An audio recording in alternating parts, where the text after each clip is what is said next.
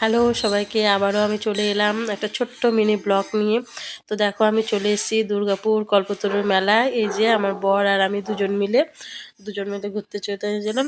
এটা অনুসন্ধান অফিস, খুব সুন্দর সাজিয়েছে। আর ঢোকার গেট খুব সুন্দর সাজায় প্রত্যেক বছর, এবছরও দারুণ সাজিয়েছে। দোকানও প্রচুর এসছে, বাইরে দোকান এগুলো। এবার আবার আস্তে আস্তে ভেতরের দিকে যাচ্ছি। চলো এবার ভেতরে যাই আস্তে আস্তে। দেখো ভেতরটা খুব সুন্দর সাজিয়েছে, গেটটা খুব সুন্দর সাজিয়েছে।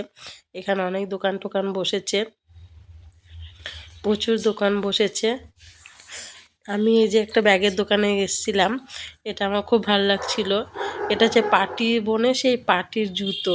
আমার এত ভালো লাগছিল জুতোটা দেখে।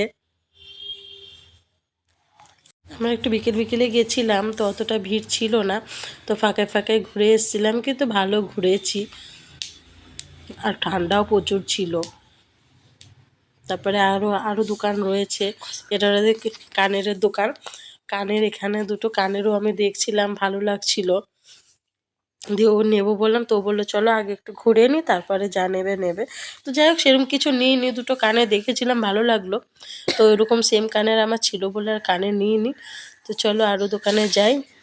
এই দোকানটাও দেখো বেশ ভালো, কিছু অনেক জিনিস। আমি ভেবেছিলাম একটা জ্যাকেট কিনবো, লং জ্যাকেটগুলো, তো দেখলাম তো অতটা পছন্দ হলো না বলে জ্যাকেটটাও নিইনি। তো আমার ভয়েসটা জানি না তোমাদের কেমন লাগবে, কোনো ভুলভাল হলে বলো তোমরা। আর এখানে দেখো ঘটি গরম নিচ্ছে। কি নিচ্ছ?